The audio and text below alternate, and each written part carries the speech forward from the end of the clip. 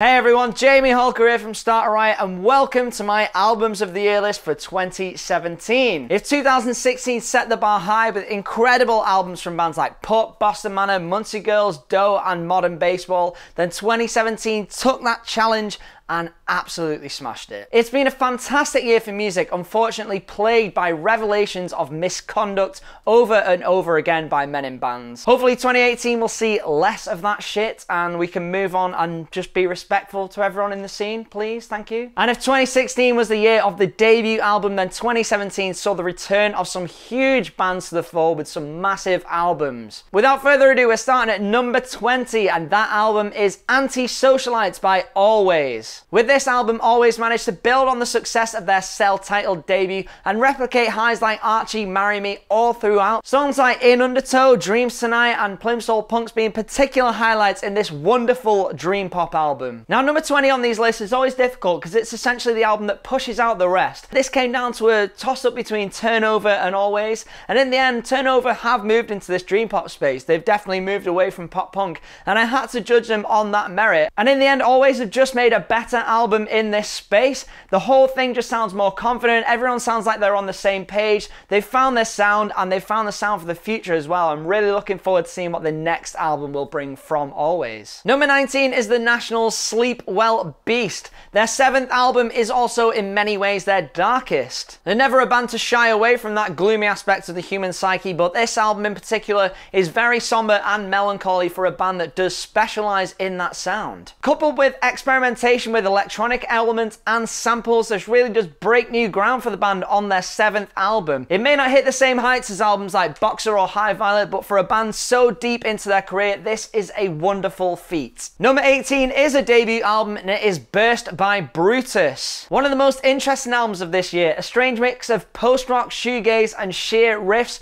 have made this debut album by the Belgians a must listen. Seeing them live both on a big stage at Arctangent and in a tiny venue in Manchester really drove home how good this album is live as well. From the driving drums and riffs of songs like All Along to the haunting vocals of Baby Seal, this band have really set the standard for the future for themselves. Number 17 is Chew by Musket. One of the UK's finest finally released their debut album and it continued the brilliant trajectory that their EP Spin had put them on. Heavy guitars bundled with really catchy dual vocals was a great take on the current emo and grunge revival that's sweeping the UK so far. Alongside bands like Milk Teeth and Wallflower, they really are standing shoulder to shoulder with the US counterparts like Citizen and Super Heaven. Number 16 is Tiger's Jaw's Spin. Now this is Tiger's Jaw's first album since becoming a two-piece, and it sees them step back from the cynicism and dark humour of their last album Charmer and into more vulnerable territory. June offered the first efforts at songwriting by keyboardist and vocalist Brianna Collins, and it's one of the absolute standout moments on the album. Other singles, Guardian and Escape Plan, are incredible moments which easily stand up to any of Tiger's Jaw's previous material. Overall, the album maybe doesn't have as much strength in depth as the earlier material, could have maybe been a few songs shorter and a bit more engaging, but overall it's still a great album and definitely deserves its place at number 16. Number 15 is Decade's Pleasantries. Decade unashamedly write incredibly catchy pop rock songs with none of the try-hard associations with that genre. The fact that they aren't as big as some massive UK bands who do a worse version of the same formula is really unfortunate. Songs like Daisy May and Turn Off Your TV are anthem level songs, while moments on songs like Sunbeam and Wasted are super sweet. Singer Alex Sears has one of the best voices in the UK and the songs are perfectly constructed to highlight that. Go and listen to this album if you've not heard of Decade, they are fantastic. And number 14 is Julien Baker's Turn Out the Lights. Julien Baker followed her beautifully fragile first album Sprained Ankle with what she does best. More of the same. Turn Out the Lights is an expansion of the intense vulnerability shown on that first album, most of which centers around Julien Baker's incredible vocals and guitar work. Once again, the lyrics on this album are absolutely incredible. One of my favorite moments on the album is the end of Sour Breath where Julien shouts, "The harder I swim,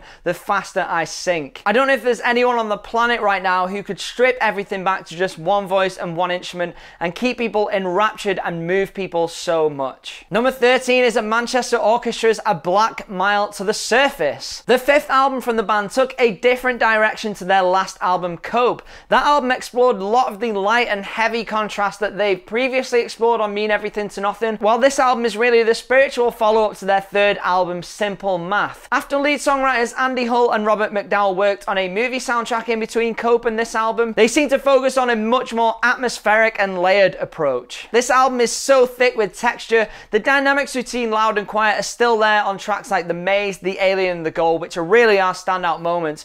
I was worried that it wouldn't be as good live, but after seeing them a few months ago, they were absolutely incredible, and I can say that those songs really were highlights of the set. Number 12 is Death From Above's Outrage Is Now. Death From Above's second album since their reunion in 2011 is a roaring response to losing their loud as hell two-piece crown to Royal Blood, and this is an album that so thoroughly dumps Royal Blood out of the picture that I forgot they released an album this year. Outrage Is Now is a real mix of the heavy and hectic style that Death From Above do so well and real standout rock tunes. The best track on the album, Freeze Me, has one of the best choruses of the year, and the pounding drums on tracks like Nomad and Holy Book sound so loud that they're going to burst out the speakers. Whether a two-piece can recreate an album that sounds so big live is another question, but this album is absolutely fantastic. Number 11 is fellow Canadians Single Mother's second album, Our Pleasure. Now, Single Mothers followed up their incendiary first album, Negative Qualities, and the fantastically received self-titled EP that came before it,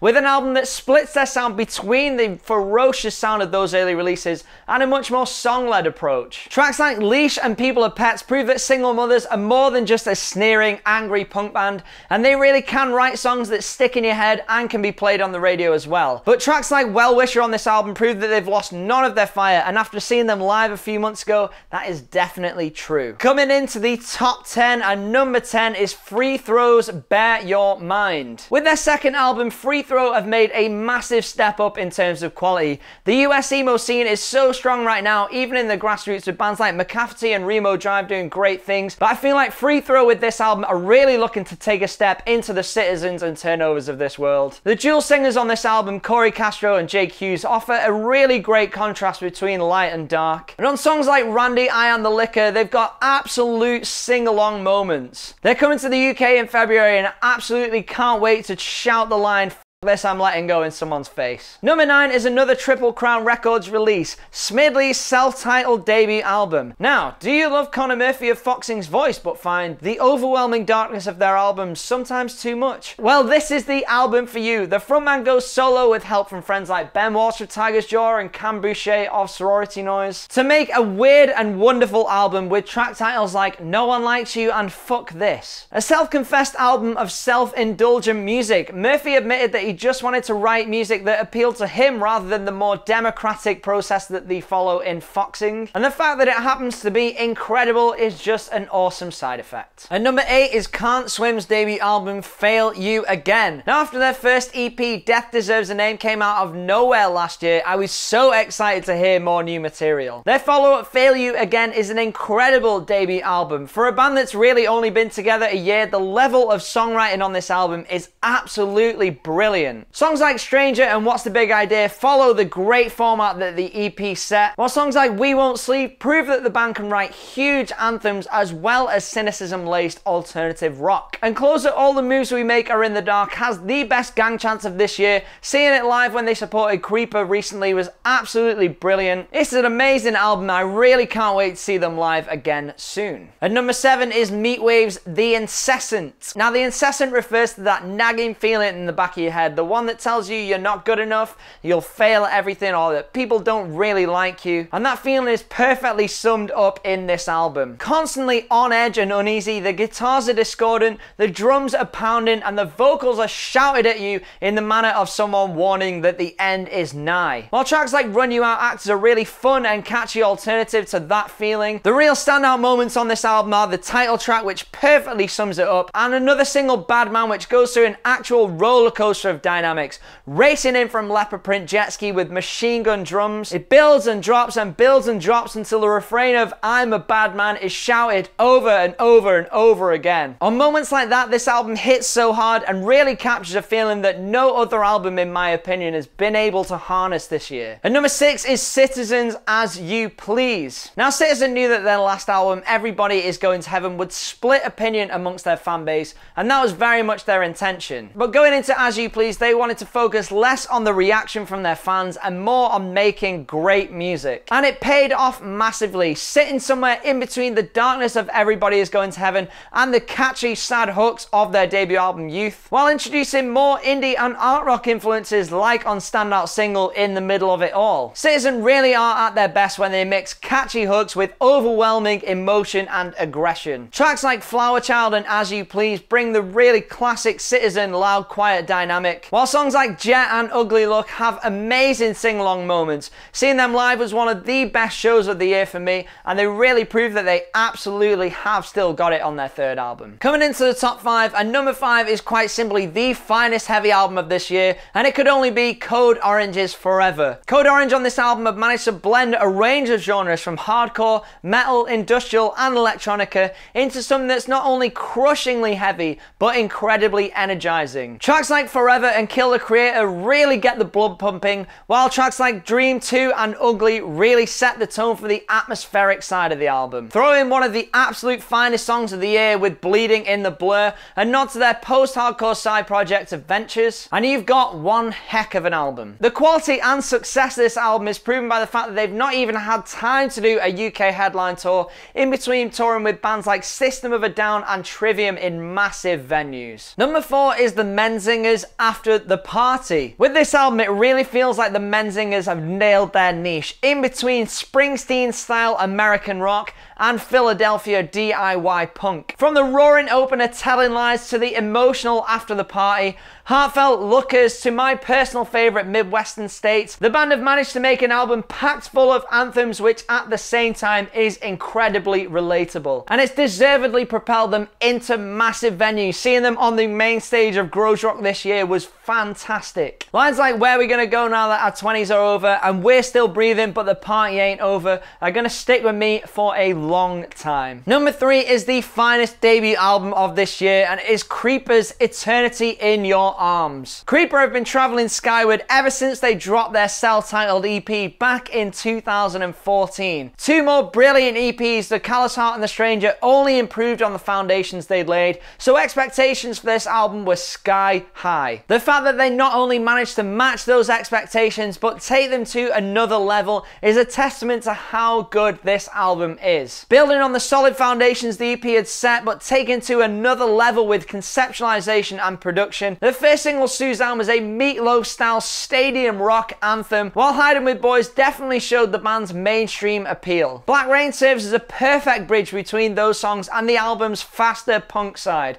Songs like Poison Pens and Room 309 hark back not just to the band's earlier sound, but their big influences AFI and Alkaline Trio, among others. But what truly gives Creeper another dimension is the subtlety and beauty they show when they slow down. The two pace changes, Misery and Crickets, are two perfect examples of how a big rock band can do slower acoustic songs. Both singers, Will and Hannah, really take the album to new places, each playing to their strengths on these two fantastic songs. Coupled with an incredible live show that rivals anyone on the planet right now, this album didn't just hit the heights that we wanted it to, it set the stage for them to dominate the alternative scene for years to come. Now, the fact that Creeper's album is only number 3 is really a testament to how good these next two albums are. Number 2 is Sorority Noise's You're Not As Blank As You Think. The fact that I haven't seen this album on many other lists is an absolute travesty. From the opening riffs of No Halo, this album is an incredible ride from start to finish. There are an incredible range of emotions shown here which almost reflect vocalist Cameron Boucher's struggles with bipolar disorder. Even the lyrics in up-tempo songs songs like No Halo and Car are laced with despair, and the slower, more contemplative tracks like Leave the Fan On and First Letter to St. John really hit home how heavy the subject material on this album is, dealing with issues like mental health, drug addiction and suicide. And the album's last track, New Room, is a perfect example of how to close an album. Kudos to the album's producer Mike Sapone, who pretty much turns everything he touches to gold as well. I didn't actually appreciate the gravity of this album until I listened to some interviews with Cam Boucher, where he talks about how personal the subject matter is and how many people he's lost in the making of this album. It's reminiscent of another Mike Sapone produced album, The Devil and God Are Rage Inside Me, which was written in the wake of many deaths in Brand New's friends and family. When you see Sorority Noise live, you can see how much has both gone into this album and how much it takes out of Cam Boucher when he performs it. It's so raw and so emotional, and that's what makes this album so powerful. Moving on to number one, my album of the year for 2017 is the return of one of the scene's finest bands with a complete change of sound. Paramore's After Laughter is not only my favourite album of this year, but quite possibly my favourite Paramore album, full stop. After the slight change of sound on Paramore's self-titled album after the departure of Josh Farro, it was always going to be interesting to see what Paramore did next. And when lead single Hard Times was released, I was in awe of how they managed to shift their sound to pop without losing any of the elements that make Paramore great. Awesome hooks, wonderful music, and great vocal melodies from Hayley Williams. From the infectious hooks on tracks like Hard Times to the absolute song of the year, Rose Colored Boy, to the tender vulnerability of songs like 26 and Fake Happy, Paramore fully moved into the pop sphere with all the songwriting ability and musical quality of a band on their fifth major release. And the super upbeat songs are contrasted by Hayley Williams' once again brilliant and super honest lyrics. Shortly after the album was released, Hayley and husband Chad Gilbert announced that they were separating, and in hindsight it would seem that much of this album is not just about their split, but finding it hard to cope with life and success in your late 20s. One of the best tracks on the album, Fake Worship, highlights how Hayley Williams feels about not just herself but any artist being placed on a pedestal, a theme which has become quite appropriate in 2017. While the incredible closer Tell Me How focuses on the band's conflict with former bassist Jeremy Davis. One caveat to me loving this album is the fact that I absolutely love 80s pop and new wave, so the fact that Paramore moved into that space on this album is music to my ears. But the album from this era that this reminds me most of is Michael Jackson's Thriller. In the same way, Michael Jackson was an artist in his prime with all the confidence of many successes behind him, but still wanted to push and push and push and make his artistry as good as it could be. And I feel like Paramore have done just that on this album. Hayley Williams' vocals on this are again flawless, and the addition of little vocal hiccups really do feel like a nod to Michael Jackson himself. All in all, this album really does have everything. An album to laugh to cry to, and to dance to. And not only is it my favourite, but I've listened to it the most this year. So if nothing else, that makes it my album of the year for 2017. So that's it for another year. I'll put links to songs from all 20 albums in the description below. If you've enjoyed this video, please do give us a thumbs up. If you're new to the channel, then subscribe. Who was on your albums of the year list? Who have I missed out? I want to throw out some honourable mentions to bands that didn't quite make the list. Glassjaw coming in right at the end of the year. Also one of the finest independent releases of the year. Father John Misty, while I didn't like Pure Comedy as much as I love you Honey Bear, there's some really great tracks on there. Diet Sig for writing a great debut album. Idols for bringing something fresh to the post-punk scene. Turnover, I do really like that album. I just don't think it was as good as Peripheral Vision. Loads more albums as well. It's been an incredible year for music. I'll try and do a Songs of the Year playlist that I'll post around on socials as well. But thanks so much for watching, guys. If you've watched any videos this year, thank you so much. Your support makes this channel run. We'll be back soon with more interviews, live videos, and of course, Thank Punk It's Friday. We'll see you in 2018. For now, Happy New Year. Thanks for watching Start a Riot, and we'll see you soon. Cool. Fucking hell, done.